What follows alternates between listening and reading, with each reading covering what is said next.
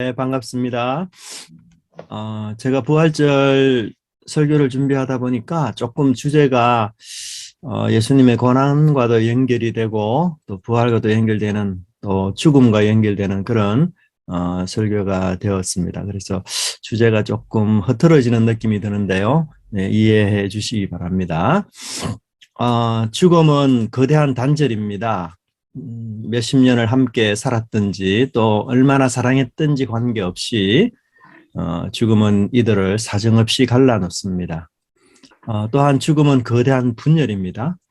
인간으로 존재하는 그 존엄한 인격성, 그리고 그 아름다운 육체, 빛나는 영성, 이런 것들을 죽음은 모두 분열시켜 버립니다. 그래서 인간의 그 존귀함은 사라지고 한 줌의 죄로만 남는 끔찍함이 있게 되는 것이죠. 또한 죽음은 거대한 모욕입니다. 셰익스피어는 이렇게 말했는데요. 죽음은 우리가 구더기의 밥임을 환기시킨다. 인간은 양면적인 존재인 것 같습니다. 만물의 영장이라고 하지만 결국은 땅속 깊이 들어가서 속절없이 그리고 허망하게 영영이 썩어버리는 그런 종말을 맞이하게 됩니다. 사실 이러한 죽음은 하나님의 형상으로 지어진 우리 인간에게는 결코 정상적인 것이 아닙니다. 그래서 죽음은 일종의 변종입니다. 죽음은 끔찍하고 잔인하며 절대 치유 불가능한 질병이기도 합니다. 하지만 오늘날 죽음을 곁에서 지켜보는 일은 거의 드물어졌습니다. 물론 코로나와 전쟁 때문에 너무나 많은 사람들이 지금 죽음에 직면한 것은 사실입니다. 그럼에도 19세기와 비교해보면 사람들은 일상의 죽음에서 멀어져 있는 것을 보게 됩니다. 그 이유 중에 하나는 현대의술입니다. 현대의술의 축복이 오히려 독이 되고 있는 것이죠. 문명사의 발전은 항상 주는 것이 있으면 빼앗는 것이 있기 때문에 이것을 우리가 잘 분별해야 합니다. 현대의술의 위대한 축복이 죽음을 우리의 눈에서 치워버렸다라고 말해도 과언이 아닐 것입니다. 19세기만 하더라도 죽음은 예고 없이 놀랍도록 다양한 방식으로 집집마다 가족들에게서 삶을 빼앗아갔습니다. 여자들은 출산 중에서 죽거나 혹은 출산 후에 고열에 시달리다가 죽는 일도 있었습니다. 또한 아기는 태어나자마자 몸이 약한 상태에서 죽거나 혹은 심각한 대기 오염을 견디지 못해서 죽는 일도 있었습니다. 남자들은 직업상 안전이 보장되지 못한 직업 때문에 톱이라든지 또는 기계라든지 혹은 돌이라든지 혹은 나무 같은 것에 맞아 죽는 그런 일들을 맞이했습니다. 이렇게 과거의 사람들은 죽음을 옆에서 지켜보았습니다. 영국의 유명한 목사이면서 신학자인 존 오웬이라는 분은 11명의 자녀와 첫째 아내를 모두 먼저 세상을 떠나보냈습니다. 그 시대에는 누구나 자기가 살던 집에서 죽었던 것이죠. 그러므로 오웬 목사님도 사랑하는 자녀들과 아내가 식구들이 지켜보는 가운데 숨을 거두게 되었습니다.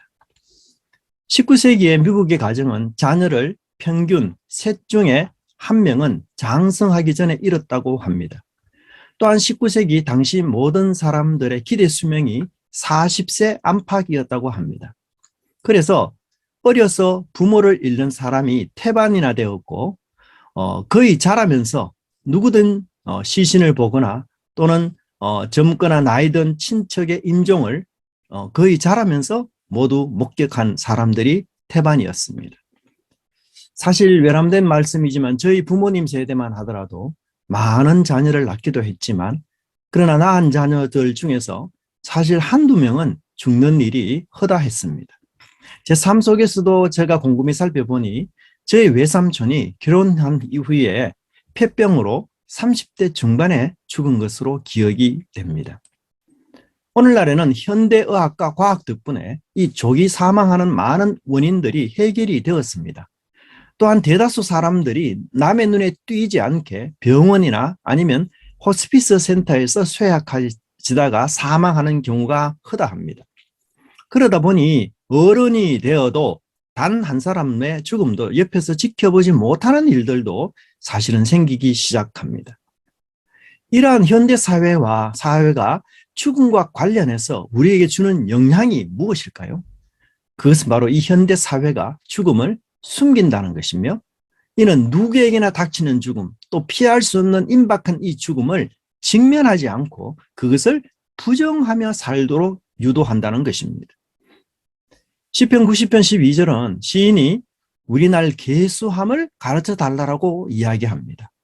그것의 목적은 지혜로운 마음을 얻기 위함이다라고 말합니다. 그런데 역설적이게도 이 인간의 지혜라는 것은 죽음을 생각할 때, 그 죽음을 인지할 때 비로소 생긴다라고 성경은 말씀하고 있습니다. 그렇다면 반대로 죽음을 인식하지 못하고 그 죽음을 부정하며 살아갈 때에 인간은 어리석은 존재가 된다는 것입니다. 사실 인간의 본능 또한 죽음을 기억하며 살아가기를 원치 않습니다. 물론 본인의 머릿속에는 언젠가는 나도 죽을 것이라고 생각하지만 사실 진심으로 속으로는 그 사실을 억누르고 마치 내가 영원히 살 것처럼 행동하고 그렇게 살아갑니다. 하지만 시편 기자는 이것이 지혜롭지 못한 일이라고 그렇게 말씀하고 있습니다.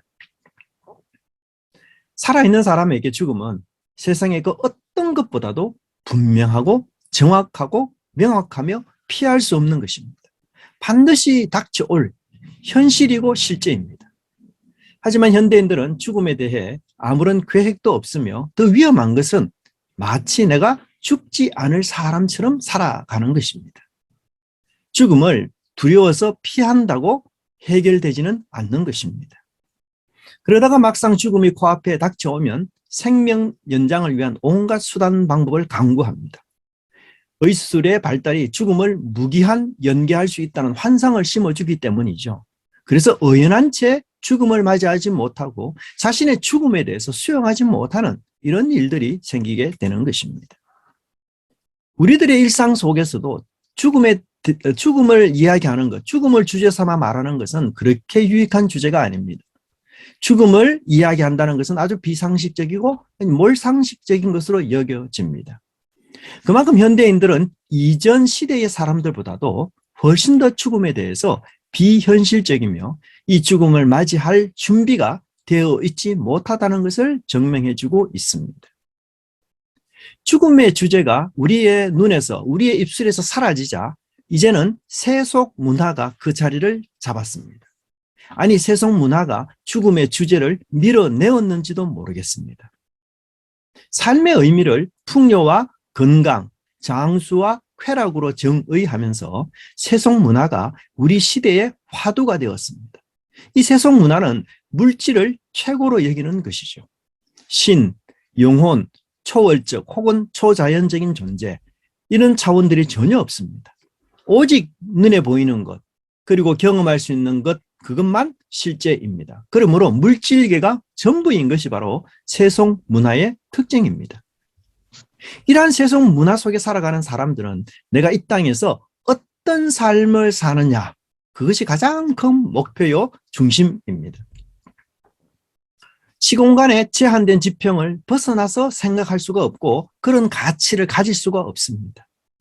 결국 현세의 행복, 안락, 성취, 안전, 건강, 사랑 등이 저 전부입니다.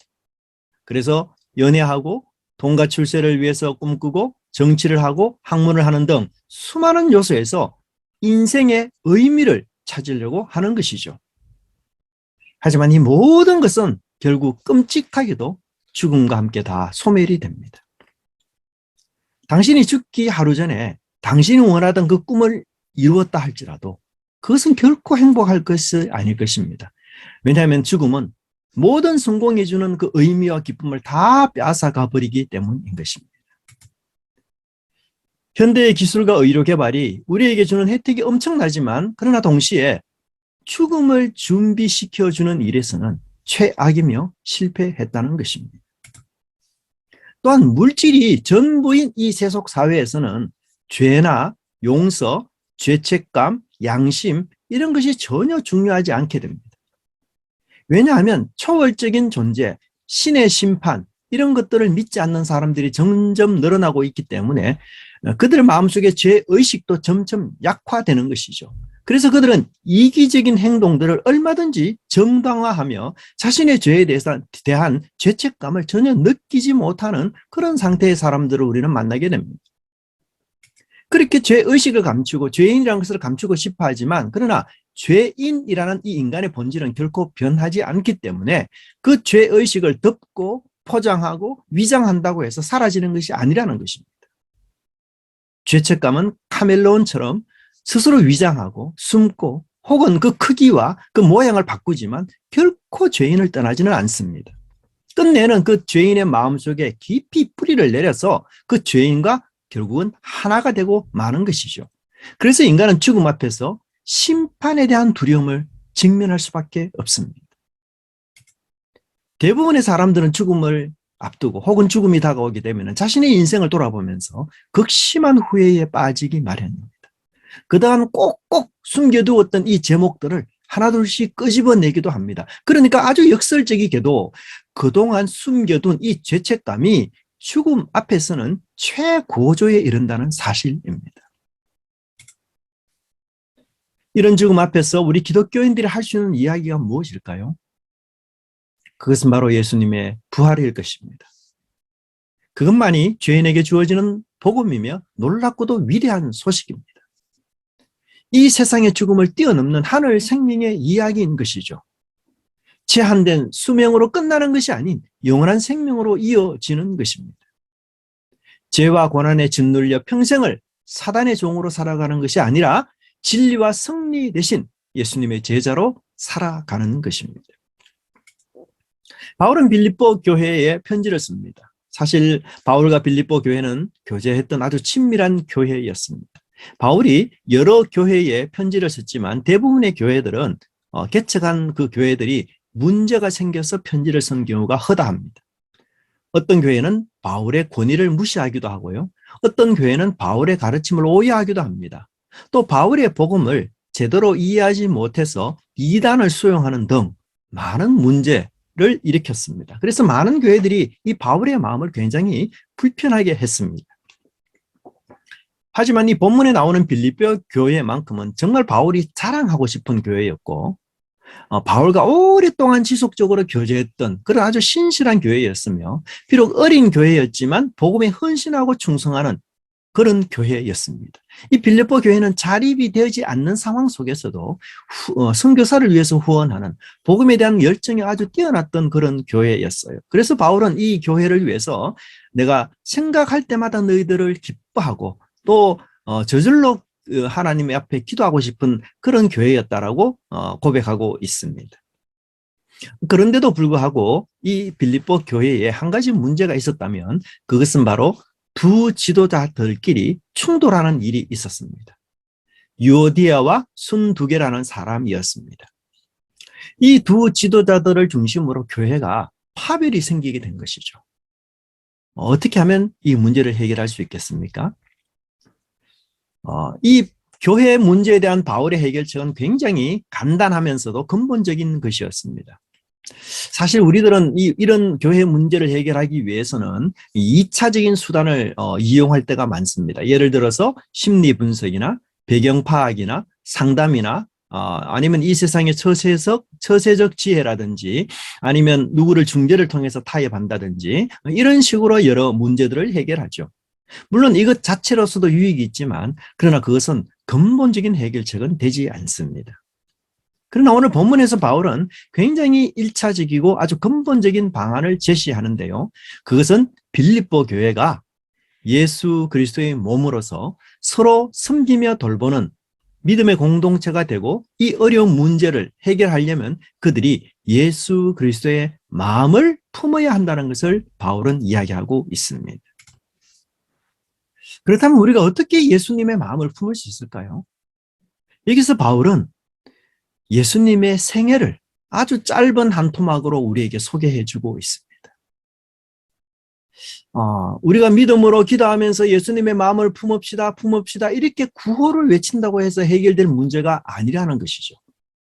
예수님의 생애를 곰곰이 생각해보고 그분의 낮아지심과 그분의 높아지심에 대해서 깊이 묵상하는 사람이야말로 비로소 예수님의 마음을 품을 수 있다는 것을 알려주고 있습니다.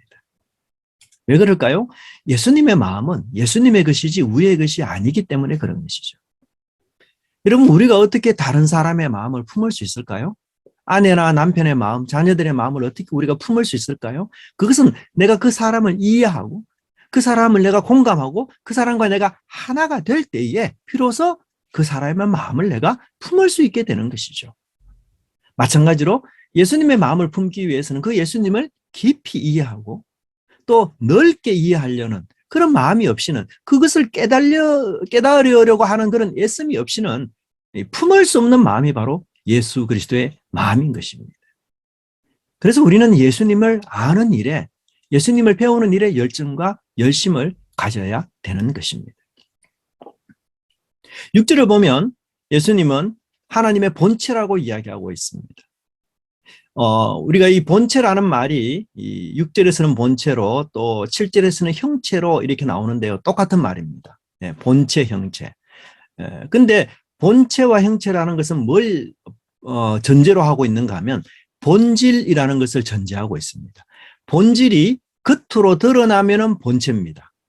네, 본체는 본질이 드러난 것, 겉으로 눈에 보이도록 드러난 것이에요. 그래서 본체와 본질은 똑같은 단어입니다. 본체, 형체, 본질 다 똑같은 뜻입니다. 그래서 여기서 그는 하나님의 본체나 본체시나라는 말은 뭔가 하면 바로 예수 그리스도께서 하나님의 본질이시다. 하나님과 동등하고 하나님의 본질에 참여하는 그런 분이시다. 이렇게 표현되고 있는 것입니다. 하나님의 본질이시고 본체이신 이 예수님의 특징이 뭔가 하면 취하는 사람이 아니라 내어주는 사람이라고 이야기하고 있습니다. 빼앗는 사람이 아니라 비우는 사람이라는 것이죠. 여러분, 타락한 인간의 본질이 뭘까요? 그것은 뭔가 자꾸 빼앗고 취하고 얻으려고 하고 획득하려고 하는 것이 타락한 인간의 본성이에요. 여러분, 우리가 2살, 3살 정도 난 아이들이 장난감을 가지고 노는 거 보십시오. 내게 장난감이 있음에도 불구하고 다른 아이가 가지고 노는 그 장난감을 빼앗으려고 합니다. 아이들이 무슨 교육을 받은 것도 아니죠. 그 본성이에요. 본질이에요. 인간의 본질은 뭐냐? 빼앗고 취하고 얻으려고 하는 것. 가지려고 하는 것. 왜 그럴까요? 인간은 태어나면서부터 자신의 근본적인 결핍성, 자신의 근본적인 그 부족성, 이 가난성, 이 제한성을 가진 존재라는 것을 알기 때문인 것입니다. 지혜가 부족하기 때문에 지혜를 얻으려고 하고 능력이 부족하기 때문에 능력을, 그리고 돈이 부족하기 때문에 돈을 얻으려는 이 모든 인간의 행위가 뭐냐? 그것은 무엇인가를 더 얻으려고 하고 빼앗으려고 하고 취하려고 하는 그런 자세인 것입니다. 그런데 여러분, 인간이 이렇게 뭔가 얻으려고 하고 빼앗으려고 하고 취하려고 할 때 일어나는 게 뭐죠? 그것은 항상 인간 사이에 갈등과 분쟁이 일어난다는 것입니다. 자기의 부족함을 채우려고 자신을 풍족하게 만들려는 것, 이것이 인간의 존재 방식이고 실존의 방식인데, 이러한 삶은 필연적으로 갈등과 분쟁과 경쟁을 야기시킵니다.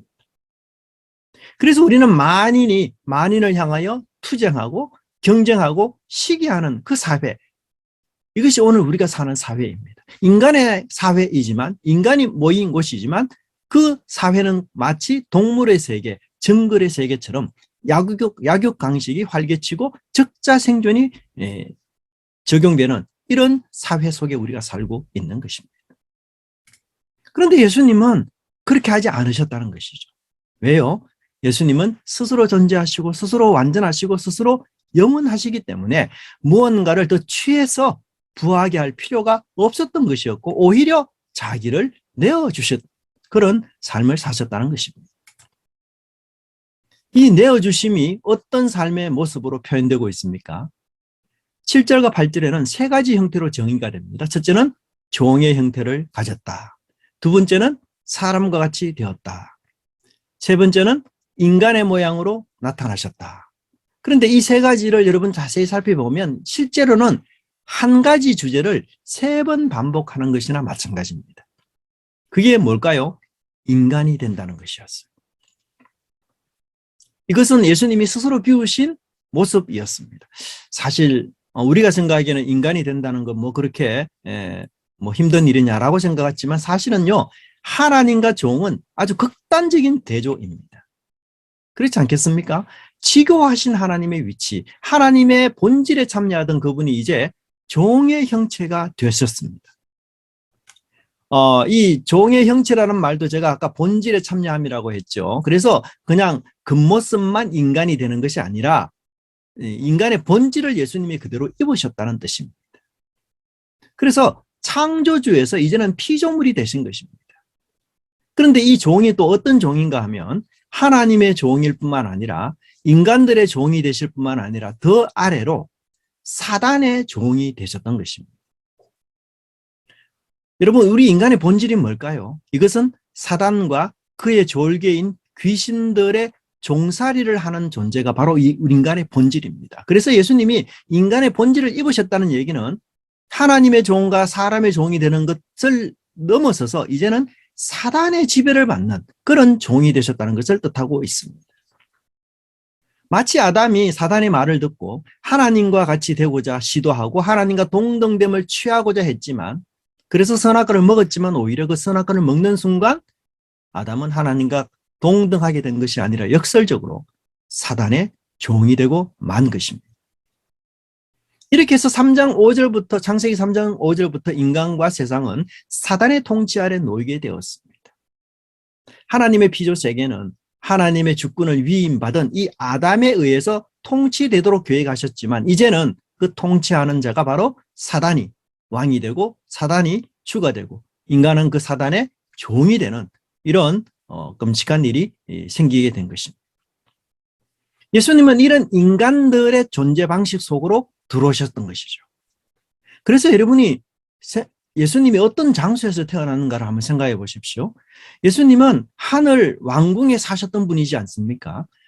그분이 낮추어서 지상의 왕궁에 태어나는 것조차도 사실은 불편할 것입니다. 하지만 예수님은 그 정도의 삶이 아니라 사람들도 아닌 가축들이 태어나는 마국간에서 예수님이 출생하시고 탄생하셨습니다. 여러분, 세상에 어떤 종교에서도 신이 사람이 되는데 마국간에서 태어났다는 기사는 없습니다. 한마디로 말이 되지 않기 때문인 것이죠. 그런데 말이 되지 않는 이 사건이 우리 그리스도인들에게는 예수님이 얼마나 겸손한 마음으로 이 땅에 오셨는지를 죄인과 친구 되기 위한 첫 번째 첫 시도 자체가 마국간에서 태어나는 분임을 우리에게 말해주고 있습니다. 그렇다면 신자가 된 이후에도 우리가 자신의 학벌을 과시하거나 좋은 집안을 내세우거나 재주나 학력을 자랑하는 것은 마국간에서 태어난 예수님의 눈에 볼 때 얼마나 우리가 그릇된 일인지를 깨닫게 됩니다. 예수님이 태어나신 이 말구유 앞에서 모든 인간은 겸손한 그런 모습을 지녀야 합니다. 또 예수님은 어느 시대에 태어나셨습니까? 로마 시대에 태어나셨습니다.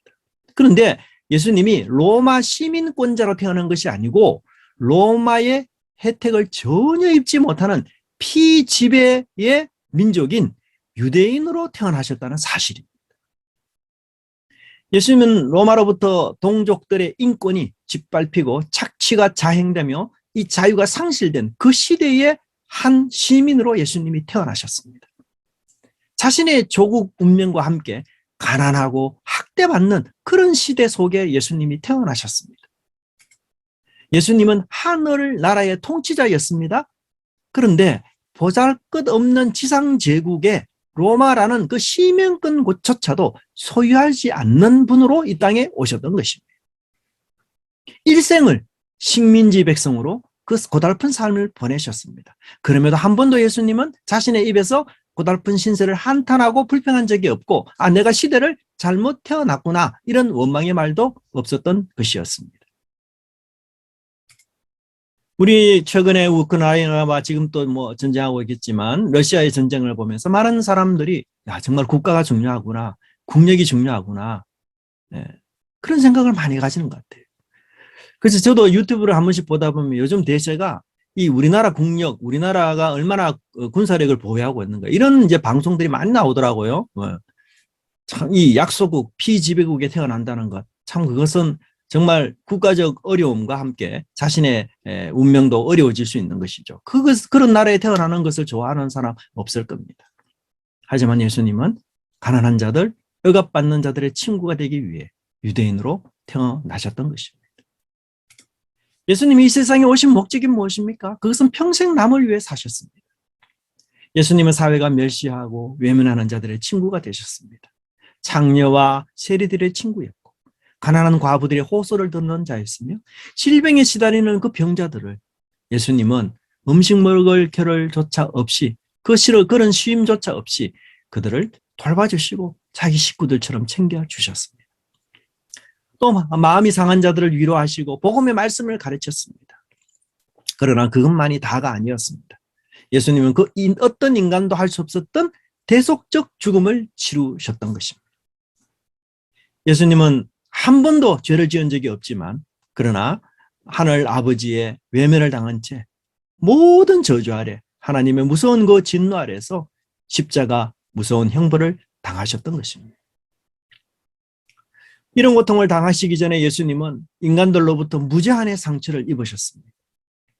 예수님이 십자가에 돌아가시기 직전까지 인간들은 예수님에게 할 수 있는 모든 조롱과 모든 희롱과 모든 저주를 다 퍼부었습니다. 그럼에도 예수님은 죽기까지 하나님께 복종하셨던 것이죠. 예수님은 악인에 대해서 자비하시고 인내하시고 용서하셨습니다. 그것도 무제한적으로 악인에 대해서 자기를 조롱하고 핍박하는 모든 자에 대해서 예수님은 무제한적으로 그들을 용서하셨습니다. 하지만 사람들 역시 예수님을 향해서 모욕과 수치와 희롱과 신문과 채찍을 무제한적으로 했습니다. 인간들은 그 예수님에게 하고 싶은 대로 다 했던 것이었죠. 예수님은 십자가 위에서 아버지여 저들의 죄를 사하여 주옵소서 자기의 하는 일을 알지 못함이라고 기도하셨던 것입니다. 이것이 바로 예수님의 마음입니다. 우리는 겸손하십시오. 남을 높여주십시오. 시기와 다툼을 하면 안 됩니다. 한 마음이 됩시다. 라고 하루 종일 반복해서 말할 수 있습니다. 그러나 그 도덕적 교훈이 우리 마음속에 감동을 주고 우리 마음속에 자리를 잡고 우리 마음을 움직일 수 있게 하려면 인격적인 바탕이 반드시 그 속에 있어야 합니다. 그렇지 않으면 그 도덕적 교훈은 하나의 법칙에 불과한 것이고 규범에 불과한 것이고 룰에 불과한 것입니다. 이런 도덕률은 인간을 근본적으로 변화시키지 못하는 것이죠. 그래서 기독교는 도덕적 종교가 아니에요, 사실은. 바울도 이 빌립보 교회의 문제에 대해서 자기의 가진 이 사도의 권한으로 야 너희들 잘난 척하지 말고 서로 겸손하라, 서로 수용하라 이렇게 명령할 수도 있습니다. 하지만 바울은 그렇게 하지 않았습니다. 왜냐하면 그것이 근본적인 문제 해결책의 진단이 아니었기 때문에 그런 것이죠. 예수님의 마음을 그들이 알고 그 마음을 공감하며 그 마음과 하나 되는 것이야말로 빌립보 교인들이 가지고 있는 이 윤리적 문제를 해결하는 인격적인 감화의 원천이 되기 때문에 그런 것입니다. 그래서 우리 문제의 열쇠는 예수 그리스도입니다. 히브리 저자도 예수님을 깊이 생각하라고 권면한 이유도 여기 있습니다. 우리가 예수님의 마음을 안다면 겸손의 최저 지점이 없는 것을 알 것입니다. 우리가 예수님의 마음을 안다면 희생의 최고치도 없는 것을 알게 됩니다. 우리가 예수님의 마음을 안다면 사랑에 한계가 없는 것을 알게 됩니다. 예수님이 십자가 위에서 하신 그 기도를 우리가 안다면 용서에도 제한이 없다는 사실을 알게 될 것입니다. 2장 9절에서 그러므로라고 시작이 되고 있습니다. 이것은 세상의 원리와 원칙과 완전히 반대되는 것을 말하고 있습니다.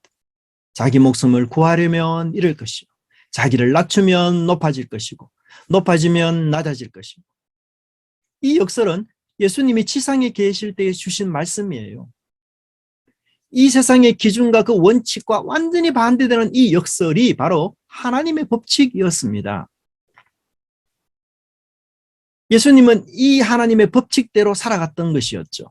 그래서 이 뒤틀린 질서, 변질된 질서 속에서도 하나님의 질서, 하나님의 원칙대로 그렇게 사셨습니다. 자기를 버리셨고 자기를 낮추시고 그렇게 사셨기 때문에 하나님은 예수님께서 지상에 계실 때 외친 그 역설 그대로 예수님을 높여주시고 예수님을 부활시켜 주셨던 것이었습니다.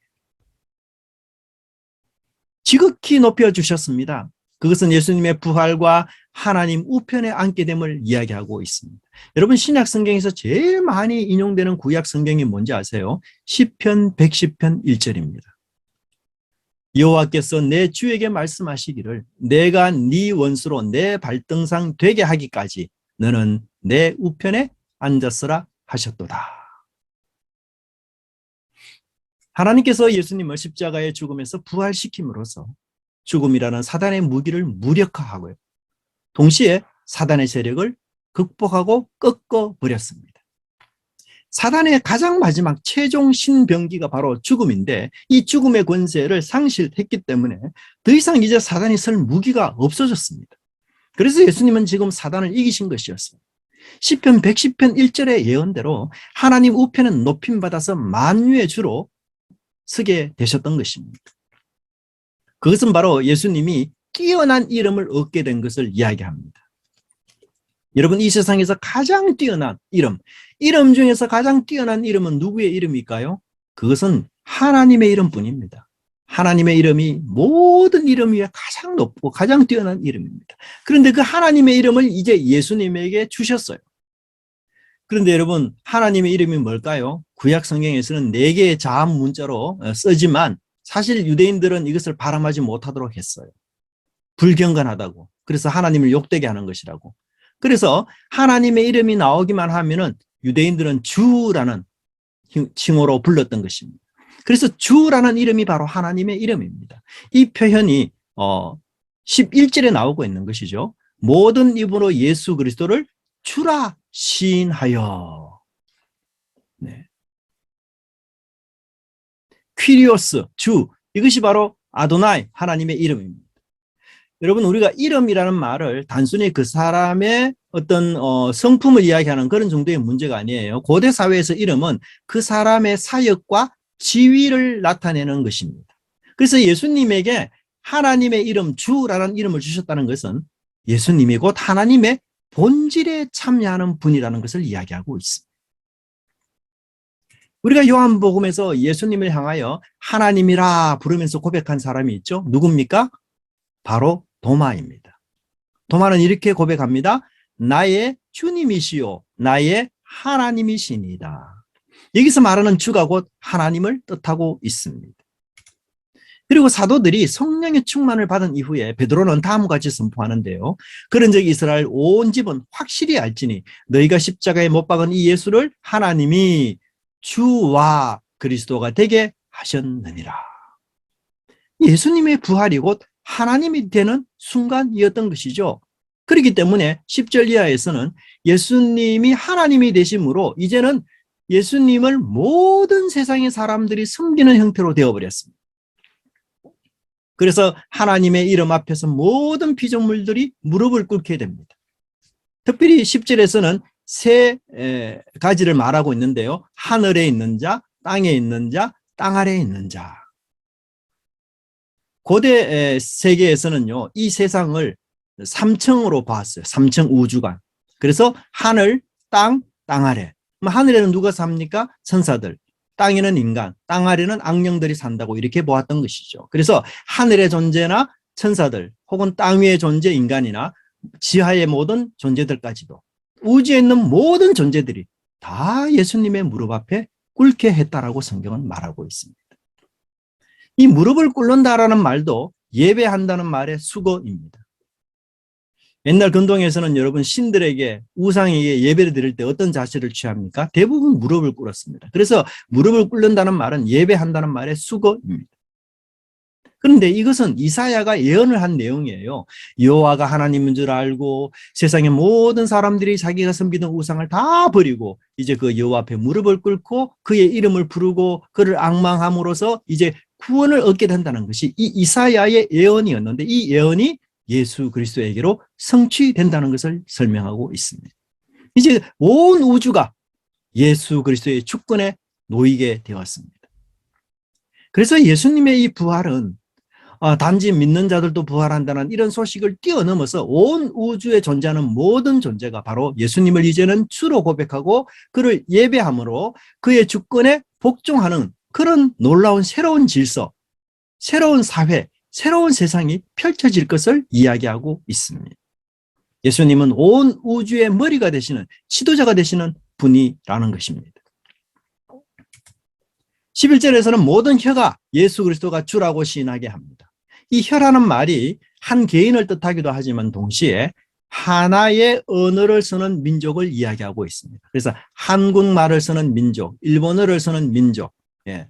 그래서 이 민족들 전체가 예수님을 하나님의 아들 혹은 하나님의 주로 고백하게 된다는 것입니다.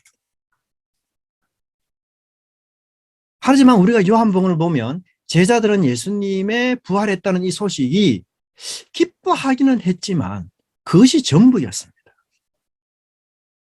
요한복음에서 예수님의 제자들이 부활하신 예수님을 만났지만 아무도 그들의 사명에 대해서 숙고하는 사람이 없었어요. 부활하신 예수님을 만났지만 그들은 꿈을 다 잃어버린 사람처럼 그렇게 살았습니다. 그래서 부활하신 예수님을 만났음에도 다시 옛 지국으로 돌아갑니다. 예수님의 제자로 부름받기 전 상태인 그 업으로 그렇게 돌아갑니다. 너무 놀라운 일이지 않습니까? 저라면 부활하신 예수님을 붙잡고 도대체 부활의 의미가 뭔지, 어떻게 예수님 부활하게 되셨는지, 그리고 이제부터 제가 뭘 해야 됩니까? 이렇게 좀 대화하면서 묻는 게 당연하지 않을까요? 그런데 보면 제자들이 굉장히 수동적이에요. 그냥 예수님이 부활한 것을 그냥 기뻐하는 것으로 그냥 만족하고 그것으로 끝이에요. 그들이 부활을 믿었다고 하지만 그들의 삶 속에는 아무런 변화도 찾을 수가 없습니다. 어쩌면 부활보다는 우리도 복권에 당첨됐다든지 아니면 부활보다는 연봉이 높은 직장에 합격했다든지 또 부활보다는 내가 원하던 그 여인과 결혼하게 되었다든지 아니면 오랜 지병에서 회복됐다는 것, 이런 것들이 훨씬 더 현실적으로 와닿을 수 있겠죠. 사실 예수님 부활했다라고 하지만 세상은 그대로 변하지 않았어. 예수님 부활했다 하는데 제자들의 경제 상황이나 여건이 나은 것도 아니었어요. 그래서 제자들의 옛날 직업을 돌아간 것입니다. 예수님 부활했다는데 부활한 그 예수님을 중심으로 이 세상의 시스템이 바뀌거나 변화된 것 아니었습니다. 예수님 부활했지만 제자들이 유대인들을 두려워하는 그 상황은 전혀 변하지 않았어요. 부활하신 예수님의 머리와 발에 천사들이 있었다고 이야기합니다. 하지만 그것으로 끝이에요. 부활한 예수님이 나타날 때마다 천사가 등장한 것도 아니었습니다. 예수님 부활하셨지만 유대인 왕은 여전히 헤롯의 아들이었고 로마는 여전히 살기등등하게 위풍당당하게 지배자의 그 권력과 힘을 가지고 사람들을 종처럼 부리고 있었던 것입니다. 또 부활하신 예수님을 세상에 알아보는 것도 전혀 아니었습니다. 아니 도대체 언제 새로운 세상, 새로운 질서, 새로운 문화가 나타납니까? 그런 기미가 전혀 보이지 않았어요. 하지만 성경에 의하면 사단은 그것을 알았습니다. 사단은 자신의 권한과 힘이 얼마 남지 않았다는 것을, 자신의 무기가 크겠다는 것을, 그리고 자신의 패배가 이제 확실하다는 것을 사단은 알았던 것이었죠. 다행스러운 것은 사도행전을 보면 제자들이 비로소 그 부활의 의미를 깨닫기 시작했습니다. 그들은 구약에서 예언들이 예수님의 부활을 통해 성취되었다는 사실을 깨닫고 가만히 있을 수가 없었던 것이었습니다. 부활이 그토록 큰 의미를 가진 것이고 그토록 위대한 것이며 새로운 옛 창조의 버금가는 새 창조의 출발점이라는 사실을 그들이 말씀을 통해서 깨닫게 된 것입니다. 그들이 부활을 통해서 이제 내가 새 피조물이 되는 순간이고 죽음을 정복하고 이제 하늘의 질서가 땅을 지배하는 것이며 그 하늘의 생명이 땅의 죽음을 정복하는 그 일들이 바로 부활이었다는 것을 그들이 깨닫게 되었습니다. 예수님의 주권적인 통치가 온 세상, 온 우주에 차고 넘치게 됐다는 것을 깨닫게 되었어요. 사망이 이제는 쫓겨가고 생명의 환희가 가득한 곳이 되는 것이 바로 예수님의 부활을 시점으로 그 일이 일어나게 됐다는 사실을 기억하고 증거했던 것입니다. 하지만 아직도 세상은 여전히 건재한 것 같습니다. 아직도 세상은 패하지 않고 승승장구하는 것 같습니다. 마치 제자들이 예수님의 부활을 목격했지만 변하지 않은 이 상황 속에서 그대로 사는 것 같은 느낌을 우리도 받을 수 있습니다. 세상 주변을 보십시오. 아직도 죽음이 여전히 활개칩니다. 9.11 테러라든지 우크라이나와 러시아의 전쟁 등은 우리로 하여금 정말 진실로 주님께서 이 세상을 통치하는 곳인지 그것을 의아스럽게도 만들기도 합니다. 북한의 그 오랜 정권은 또 어떻습니까? 정말 주님이 약속하신 대로 새로운 우주는 도래하는지, 새로운 질서는 과연 있는지,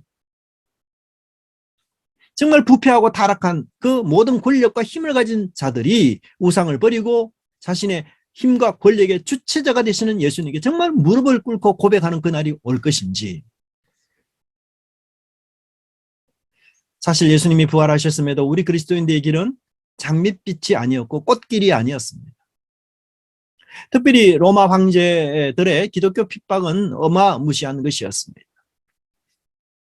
그런 핍박 속에서도 부활을 믿는 신자들은 구차하게 목숨을 구걸하거나 신앙을 배신하는 자들이 아니었습니다. 오히려 그들은 죽음으로 충성을 증명하는 자들이었습니다.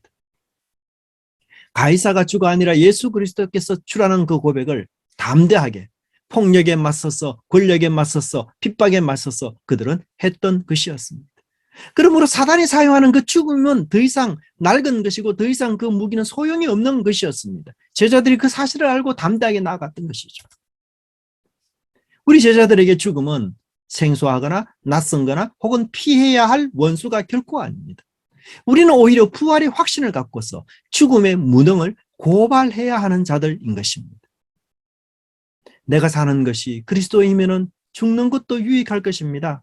그러나 내가 사는 재미와 이유가 그리스도가 아니라 돈 버는 재미로 손주와 자녀와 남편, 직장과 세상 재미로 내가 그렇게 산다면 내가 죽을 것은 두려운 것이에요. 죽음은 그런 우리를 조롱할 것입니다. 그런 자에게 죽음은 패자의 결말입니다.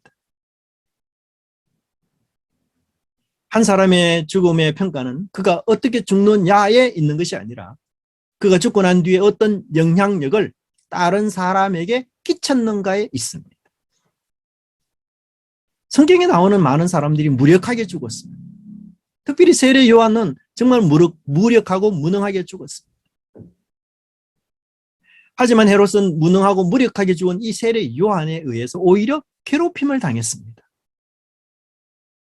마가복음 6장 15절 16절에 보면 어떤 이는 엘리야라고 또 어떤 이는 이가 선지자니 옛 선지자 중에 하나와 같다 하되 헤롯은 듣고 가로되 내가 목배인 요한 그가 살아났다 하더라. 헤롯은 정치적 권력이 하나도 없는 이 세례 요한을 손쉽게 다룰 수 있었습니다. 세례 요한에게서 전혀 공포를 느끼지 않을 수 있는 사람이었어요. 헤롯에게 세례 요한은 경계해야 될 무서운 대상이 결코 아니었습니다. 하지만 세례 요한이 죽은 이후에 그는 세례 요한을 두려워하는 사람으로 바뀌고 말았습니다. 사람은 죽으면 끝이다라고 말하지만 결코 그렇지 않습니다. 믿음의 사람, 부활을 믿는 사람은 죽어서 말하기 시작하는 사람들입니다. 부활의 사람들은 죽어서도 영향력을 미치는 사람이고 죽어서도 교훈을 주며 열매를 맺는 사람인 것입니다. 믿음의 최고봉이신 예수님을 보십시오. 예수님은 무력하게 죽으셨고 무능하게 죽으셨습니다. 하지만 오히려 죽고 부활하심으로써 모든 사람들에게 더 강력한 영향력을 주셨습니다. 부활함으로써 더 많은 사람들에게 복음을 제시하고 교훈을 주셨고 부활하신 이후에 더 유명하고 더 많은 사람들에게 알려주셨으며 이제는 유대 지역이 아니라 전 세계가 땅끝까지 복음의 대상이 되는 그런 놀라운 역사가 일어났던 것이었습니다. 위대한 사람들은 죽음으로 끝나는 것이 아닙니다. 죽음으로 말하는 사람들이었습니다. 노아와 아브라함과 이삭과 야곱과 모세와 요호수아와 허드슨 테일러 오늘도 이들의 영향력을 살아있는 성도들에게 도전과 감동을 줍니다. 그래서 믿음의 삶을 도전하고 있고 부활의 삶에 대한 꿈을 우리에게 계속 주고 있습니다. 많은 선교사님들의 죽음도 그리고 저와 여러분의 죽음도 예수님의 죽음처럼 많은 열매를 맺는 부활과 믿음의 죽음이 되어야 하는 것입니다. 나의 죽음으로 하나님의 영광이 더욱 빛난다면 그리고 나의 죽음으로 복음의 빛이 더욱 확대된다면 나의 죽음으로 믿음에 후퇴하는 것이 아니라 더욱 믿음으로 살도록 독려하고 도전을 준다면 우리는 죽어서도 행복한 존재가 아니겠습니까? 기도하겠습니다. 하나님, 부활을 맞이하여 부활주의를 맞이하여 저희들에게 정말 놀랍고도 담대한 은혜를 주심을 감사합니다. 하지만 제자들은 부활한 예수님을 만난 이후에도 여전히 일상의 삶을 살 뿐만 아니라 오히려 과거로 돌아가는 그런 모습들을 보여왔습니다. 주님, 부활이 우리에게 주는 은혜와 영적인 실체, 그리고 이 세상의 모든 질서를 다시 한번 재편성하면서 하나님 중심주의로 움직이는 이 놀라운 은혜들을 저희들이 이제 복음의 비밀을 통해서 깨닫고 알게 되었사오니 이것을 우리 몸소, 우리 삶 속에서 실천하고 순종하는 저희들 되게 해 주시옵소서. 하나님, 이 세상의 어떤 고난도 어떤 죽음도 하나님 부활의 생명을 결코 이길 수 없다는 사실을 저희들이 깨닫고 하나님 저희들이 그 부활을 믿는 자로서의 삶을 살아갈 수 있도록 주님께서 인도하시고 이끌어 주시옵소서. 우리 믿음의 교회 교우들에게 하나님 부활의 소망을 허락해 주시고 하나님 회복의 은혜를 허락해 주시고 하나님 다시 일어섬의 은혜를 허락해 주시옵소서. 감사드리고 예수님 이름으로 기도드리옵나이다. 아멘.